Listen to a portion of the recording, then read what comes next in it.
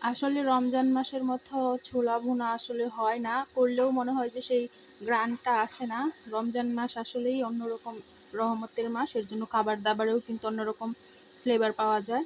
তো আমি যেভাবে ছোলা ভুনাটা করি, এটা কিন্তু বাজারের ছোলা ভুনার থেকেও কিন্তু অনেক বেশি মজাদার হয়। রেসিপি দিয়ে দিব একদিন।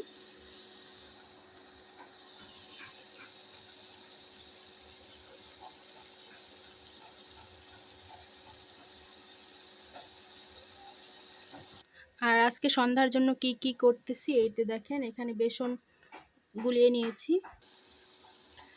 আর করব ধনিয়া পাতার বড়া, বেগুন বড়া, মানে বেগুনি আর কি। আর এখানে ছোট ছোট করে নিয়েছি ফুলকপি, ফুলকপির পাকোড়া।